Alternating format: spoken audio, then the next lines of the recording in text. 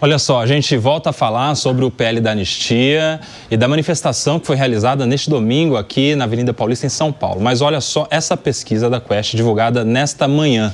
56% dos brasileiros são contrários à anistia aos envolvidos nos ataques de 8 de janeiro de 2022, enquanto 34% defendem que o grupo seja solto.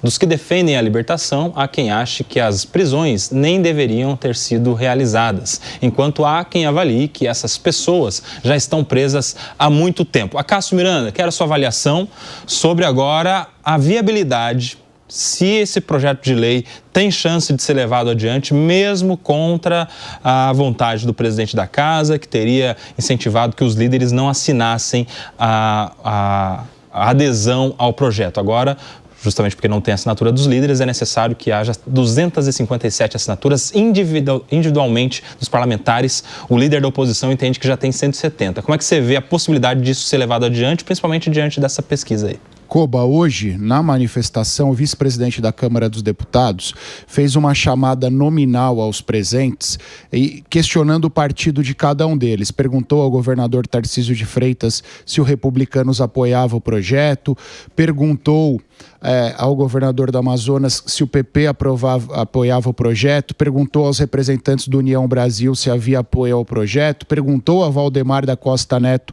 se havia apoio do PL ao projeto, e todos estes, por razões óbvias na manifestação, disseram que sim.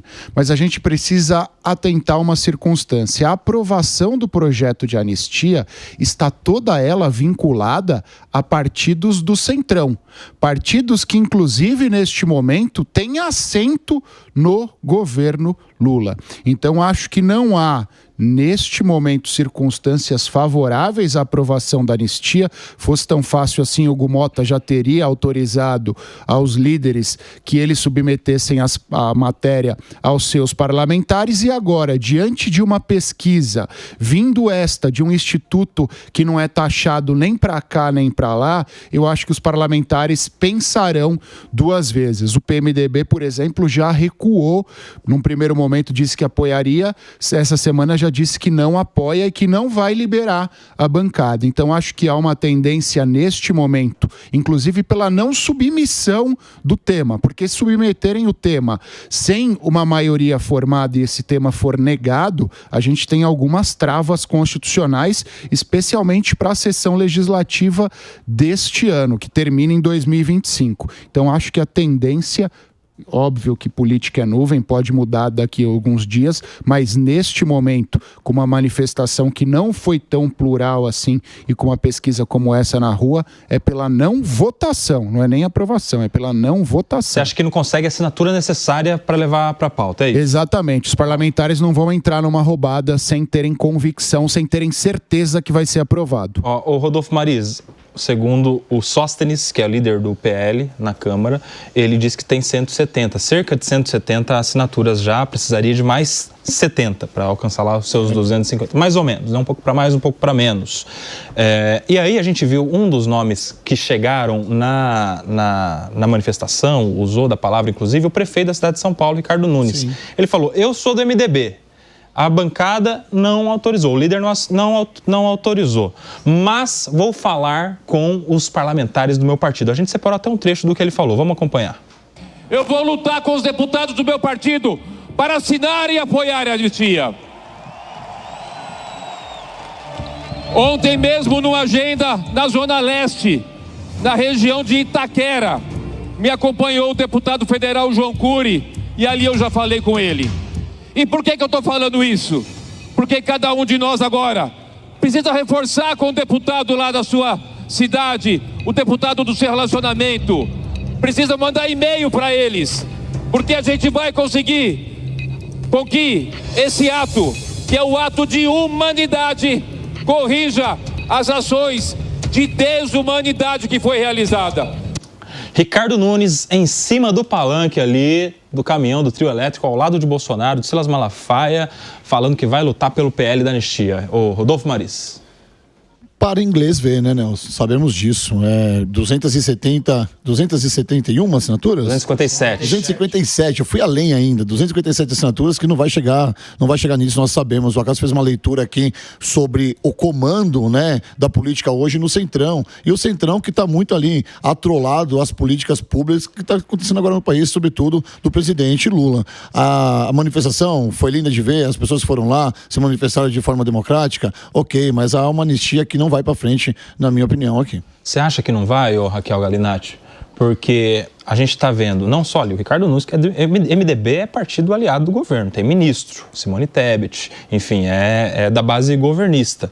E está agora se manifestando nesse sentido. Claro que muito por conta da ligação e da gratidão que tem ao Tarcísio de Freitas pela eleição na Prefeitura de São Paulo. Tem toda uma questão aí. Tem a possibilidade do Tarcísio ser candidato a presidente e ele ser ou não apoiado por esse grupo ao governo do Estado de São Paulo, se ele for candidato. Assim como, por exemplo, Kassab também estaria mirando esse flanco aí de disputa ao governo do Estado de São Paulo com o apoio dessas pessoas. Ou seja, são partidos que estão ali no miolo, mas que podem tanto ir para lá quanto para cá. Você acha que tem chance deles conseguirem essas assinaturas?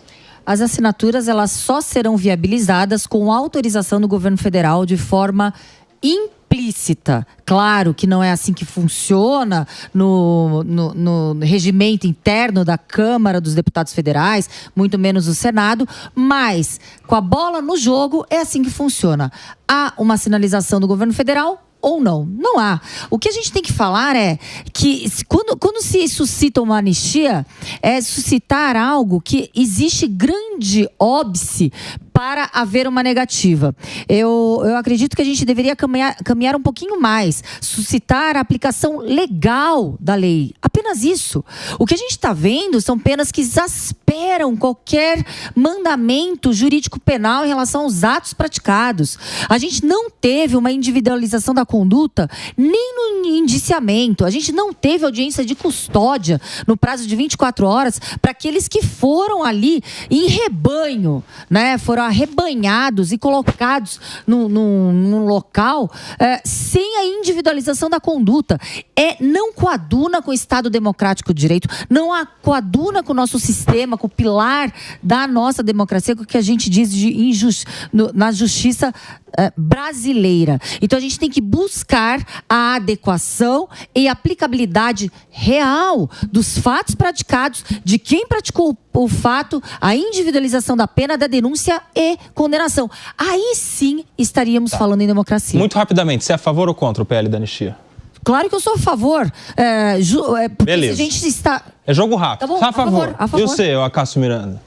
Coba, nos moldes atuais eu sou contra. Se tirarem a alteração à lei da ficha limpa, eu serei favorável. Mas tem uma tartaruga que colocaram ali, um jabuti, que é a alteração da lei da ficha limpa. Aí é um absurdo. E você, Rodolfo Maris? Exatamente, nos moldes como está, eu sou contra. E você, Leandro Ferreira, quero saber se você é a favor ou contra e desenvolva, por favor, meu amigo, a possibilidade disso ou não ir adiante lá no Congresso Nacional.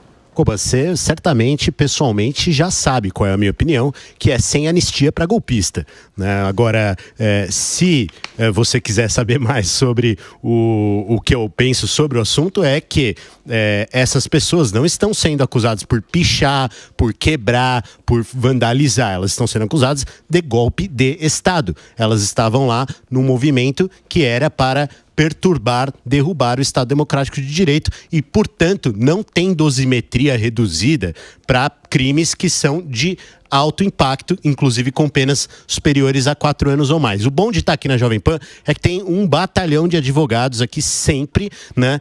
Inclusive apresentando o Kobayashi é um deles, que talentosamente explica alguns procedimentos importantes, como, por exemplo, os acordos de não persecução penal que foram oferecidos para essas pessoas que tinham crimes menos graves, né? E boa parte das pessoas não aceitaram. Portanto, só para reforçar para a audiência que ainda não sabe, sem anistia para golpista.